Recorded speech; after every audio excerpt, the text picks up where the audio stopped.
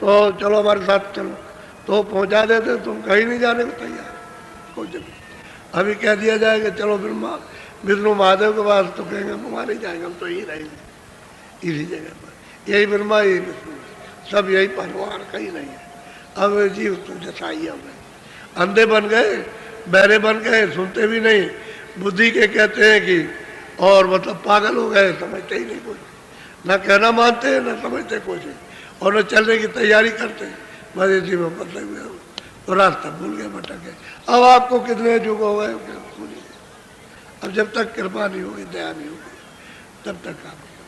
तो महापुरुषों ने बहुत संस्कार डाले, छोटा मोटा संस्कार नहीं डाला, बहुत डाला संस्कार, और संस्कार जो पड़े हुए हैं उनसे महात्मा पकड़ लेंगे और फिर संस्कार डाल देंगे, वो तो करते ही हैं, पकड़ते जाते संस्कार, नहीं पकड़ते उनमें संस्कार, उसको पकड़ेंगे उनमें संस्कार, उसको पकड़ेंगे उनमें संस्कार, ऐसे डाल देंगे कि चाहे तुम्हारा कल ही शरीर छूट जाए, लेकिन संस्कार डाल दिए फिर वो बात।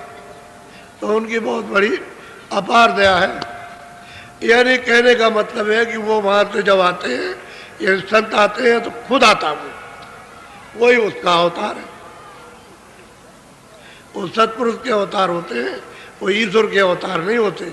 ईश्वर के अवतार तो अलग है कि जब जब हो यहाँ स्थिति में आनी, जब मनुष्य सत्य असत को छोड़ देता है कि सत्य क्या नहीं पहचानता, तब फिर वो आते हैं वहीं के नीचे के, तो फिर संग्राम करा देंगे और काट पीट करके सब बराबर करके फिर यहाँ से बचते हैं, चल देंगे यहाँ से।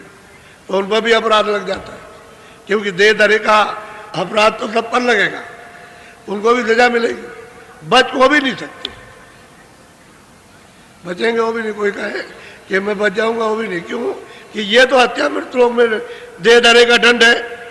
अगर उनके पास शक्ति हो कि वो इन सबको मतलब है कि इसको झेल लें, इसको उठा करके फेंक दें, तो मतलब ये है कि बहुत से आते उन्होंने उठा ही नहीं पाया बोझा, तो खुद डूब गए। लेकिन मार काट करके बस खत्म, ये करते हैं करके। तो कहने का ये है कि वो तो अलग होते, वो तो जिसने ये सब विस्तार किया है वो अब इधर आए, तो उन्होंने ये भेद बताया कि चलो चलो इस तरह से चलो, हम तुमको ले चले वापस चलो। तो वो किसी की पूजा खंडित नहीं करते, ईश्वर की पूजा कराते, ब्रह्म की कराते, पार ब्रह्म की कराते, सबकी पूजा कराते। सबसे पहले वो कहते हैं चलो उसके देश के नियम का पालन करो।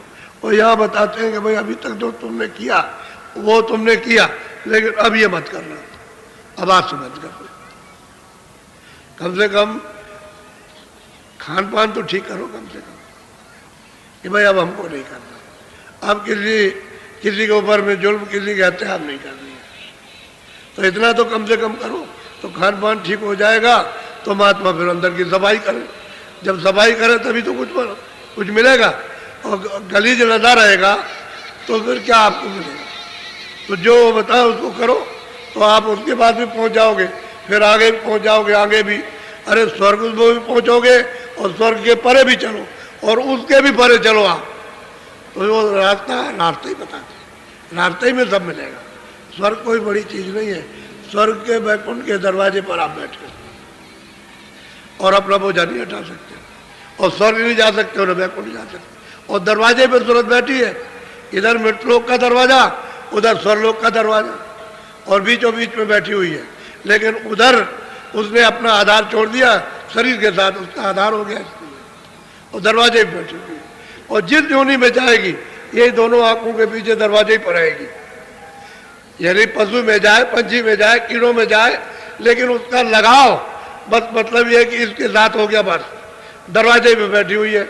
वो लगाव के कारण क्योंकि उसका प्रकाश उसमें फंस गया, प्रवेश हो गया, अब वो अपने आप नहीं निकाल सकती, बस ये, इसलिए जड़ ने उसको जकड़ लिया, और वही सूरत वही जीवात्मा जड़ हो गई। अब उसको कहते हैं जड़ हो गई, जड़ में फंस गई तो जड़ रूप हो गई। और दरवाजे पे बैठी है कि जब चाहे तब सिमटाव करे, लेकिन कोई आधार मिल जाए सिमटाव करने का, आधार नहीं मिलेगा तो बच्चा कुछ नहीं हो सकता। बड़ी सीधी सादी बात, लेकिन जीव इतने भटक गए, बाहर तो कुछ नहीं मिला।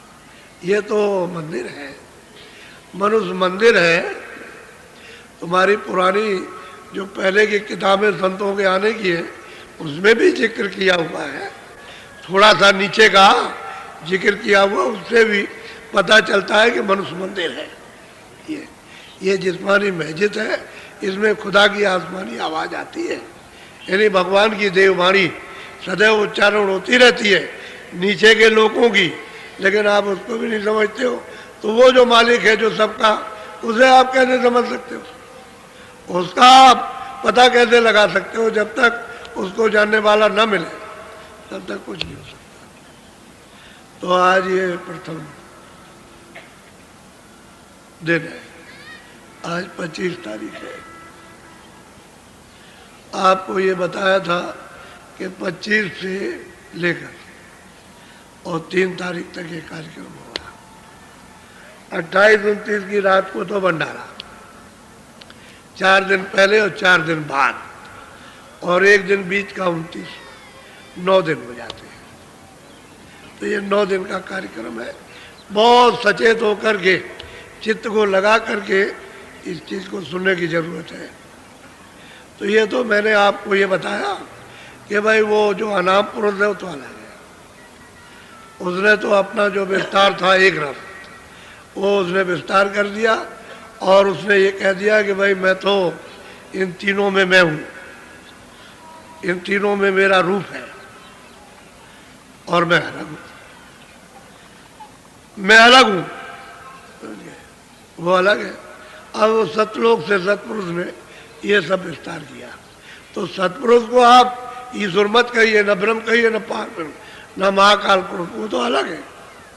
वो तो इनको उन्होंने पैदा किया, भेजा है, इनके नाम अलग अलग हैं और ये नाम अपना नहीं बदल सकते। जो इनका नाम वही नाम रहेगा हमेशा। तो इसलिए अभी जहाँ से हम सब लोग आए वहाँ का तो पता ठिकाना मिलता तो चलने की तैयारी होती। तो संघर्ष करके नहीं जाओगे कि हमारे किसी से संघर्ष करें और चले जाए, वो कुछ नहीं। जिसका जो कर्जा है, जो कर्मों का कर्जा लेन देन का है, इस मृतलोक में उसका दे दो, ले लो।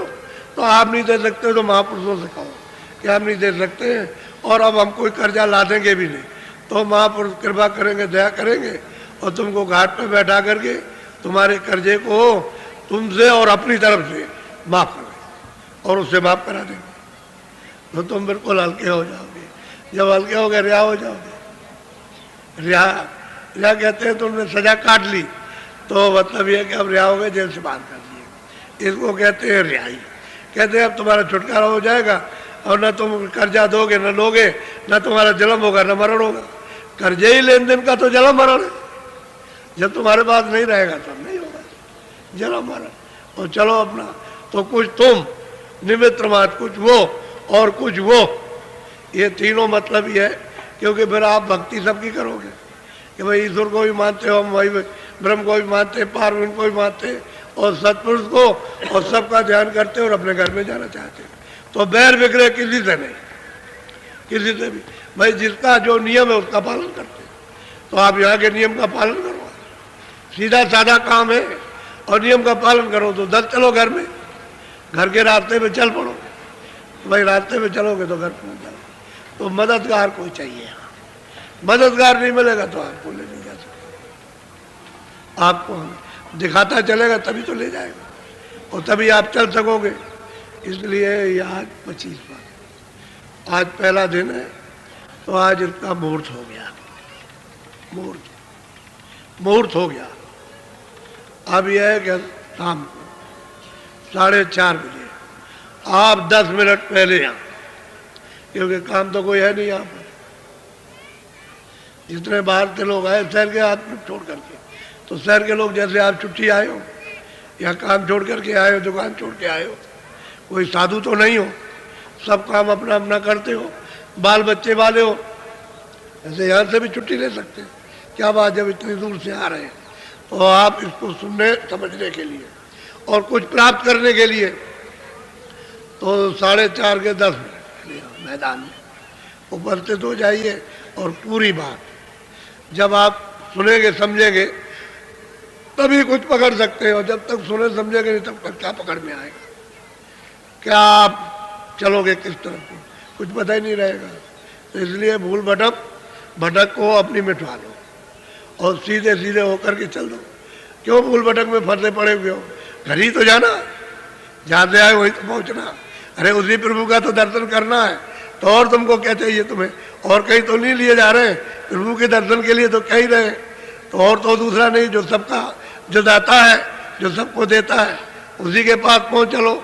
अगर और किसी के पास ले जाओ तो मत जाओ आप, सीधा साधा काम। इसलिए आज पहला दिन था, अच्छा हुआ कि बड़ी संख्या में लोग आ गए।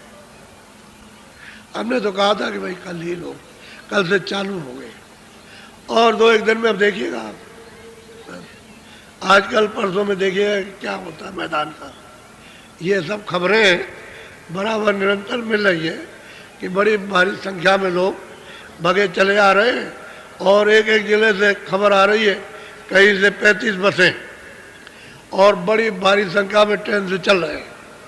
तो जो कल चले हैं वो कल तो नहीं पहुंच पाएंगे, दूर के चले। वो तो मतलब ये है कि रात को आए या कल सुबह आ जाए, इस तरह से बेचारे चल रहे हैं। तो दूर है, दूर होने की वजह से आएंगे। तो आप लोग बहुत सचेत होकर के होशियारी से आप समझ गए, और जिस काम के लिए आए वही काम करो, इधर उधर का कुछ नहीं है आप। तो आज पहला दिन है तो मुहूर्त हो गया आज का। अब यह है कि अपने अपने डेरों पर आप लोग जहाँ जिस जिले का है वहाँ रहो। सही बात यह है कि सामान मिल नहीं रहा, इतना सामान लगा है तो लोग कहते हैं कि ऐसा मतलब है तूफान आया कि हमारा सामान सब पट गया। तो इतनी जल्दी लोग नहीं बना सकते, ला नहीं सकते। तो जो उनके पास सामान मिल रहा वो लगाया जा रहा। आप लोग रहो, जगह खाली रहे। तो हमारा आदेश आपको पहले से है कि आप एक जमा रखो, जब कभी आओ तो वहीं पर, जब कमी पड़ जाए तो बस जरा से लगाया मैदान में, बस बहुत अच्छी बात है। और लगाया, उसमें 2-4 आराम से रह गए। अरे 4 लकड़ियाँ गाड़ी लगा दिया, बस जाड़े का महीना, दिन में तो कोई बात नहीं है, रात को थोड़ा सा कोई चद्दर उस मोमजा में डाल दिया, ठंडी नहीं लगेगी, आराम से रह जाओ। और असली चीज़ तपस्या है, चाहे टेंट में रहो, चाहे मैदान में रहो, चाहे मोमजामे के रहो, चाहे कम्बल ओढ़ के चलाए, ये तो भाई स्थान तपस्या का है।